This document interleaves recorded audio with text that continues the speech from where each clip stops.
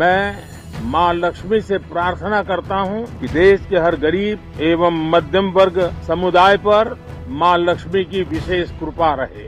भारत की वित्त मंत्री निर्मला सीतारमण बजट पेश करने से अब कुछ घंटे ही दूर हैं। ऐसे में देश भर में तमाम लोगों के बीच एक खासा उत्साह देखने को मिल रहा है, जिसमें सबके मन में एक कॉमन सा सवाल है कि इस बार बजट में क्या सस्ता होगा और क्या महंगा। साथ ही टैक्स प्रणाली पर क्या नए नियम होने वाले हैं, इस पर भी इंतजार बेसब्री से किया जा रहा है।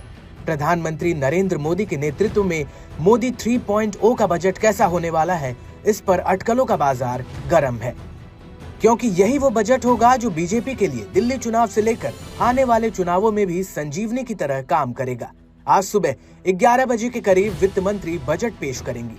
ऐसा दावा है कि बजट में कई ऐसी घोषणाएं होनी है जिनका असर रोजमर्रा इस्तेमाल होने वाली चीजों पर भी पड़ेगा। ये टैक्स आयात शुल्क, उत्पाद टैक्स या किसी अन्य रूप में हो सकता है। बजट से पहले जिस तरह पीएम मोदी ने मां लक्ष्मी का नमन करके मिडिल क्लास के लिए बजट को खास बताया और उसके बाद संसद सत्र में राष्ट्रपति द्रौपदी मुर्मू ने मिडिल क्लास की आशाओं को लेकर चर्चा की, उससे अब मिडिल क्लास तबके के लोगों में कुछ राहत की उम्मीद जरूर जागी है। मैं मां लक्ष्मी से प्रार्थना करता हूं कि देश के हर गरीब एवं मध्यम वर्ग समुदाय पर मां लक्ष्मी की विशेष कृपा रहे। माननीय सदस्यगण, भारत जैसे देश की आर्थिक उन्नति मध्यम वर्ग मिडिल क्लास की आकांक्षाओं और उनकी पूर्ति से परिभाषित होती है। मध्यम वर्ग जितने बड़े सपने देखेगा, देश उतने ही ऊंचा उड़ान भरेगा। मेरे सरकार ने मुक्त स्वर से मध्यम वर्ग के योगदान को न केवल स्वीकारा है, बल्कि हर मौके पर उसे सराहा भी है। सरकारी कर्मचारी भी मिडिल क्लास के अहम प्रतिनिधि है। हाल ही में मेरी सरकार ने सरकारी कर्मचारियों के कल्याण के लिए 8वें वेतन आयोग के गठन का निर्णय लिया है।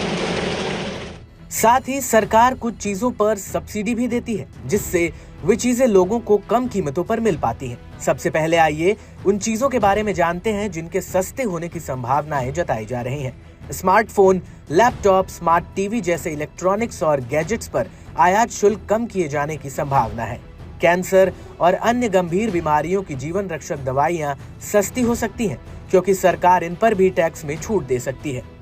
प्रदूषण से लड़ने के लिए इलेक्ट्रिक व्हीकल्स को बढ़ावा देने के लिए सब्सिडी का ऐलान किया जा सकता है। ऐसा होने से लोगों का रुझान इन वाहनों को खरीदने की ओर बढ़ेगा। सोलर पैनल और नवीनकरण ऊर्जा उत्पाद पर भी हरित ऊर्जा को अपनाने के लिए सरकार प्रोत्साहन दे सकती है। लेकिन कुछ सेक्टर्स ऐसे हैं जहां महंगाई दर बढ़ने का खतरा मंडरा रहा है, जिसका असर आपकी जेब पर सीधा पड़ सकता है। महंगी होने वाली चीजों में सबसे पहला जो अनुमान है वो है मोबाइल रिचार्ज का। मोबाइल रिचार्ज प्लान और इंटरनेट सेवाओं को महंगा किया जा सकता है। सोना और चांदी जैसी कीमती धातुओं पर आयात शुल्क में बढ़ोतरी की संभावना है। इसके साथ ही सिगरेट, तंबाकू का सेवन करने वाले लोगों की जेब पर भी असर पड़ सकता है, क्योंकि ऐसा माना जा रहा है कि तंबाकू और सिगरेट पर स्वास्थ्य उपाय के रूप में टैक्स में बढ़ोतरी की संभावना है। और शराब के लिए भी सरकार ठीक यही नीति अपना सकती है। इसके साथ ही हवाई यात्रा से जुड़े विमानन ईंधन टैक्स में वृद्धि से टिकट की कीमतों पर असर पड़ सकता है और हाई क्लास इलेक्ट्रॉनिक प्रोडक्ट्स और लग्जरी प्रोडक्ट पर जीएसटी की दरों को बढ़ाया जा सकता है, जिससे इनकी कीमतों में भी भारी उछाल आ सकता है। ऐसे में अब बस चंद घंटों में ही ये साफ हो जाएगा कि सरकार के बजट से आपके घर का बजट कितना संभलेगा और कितना आपकी जेब पर ये बजट असर डालेगा।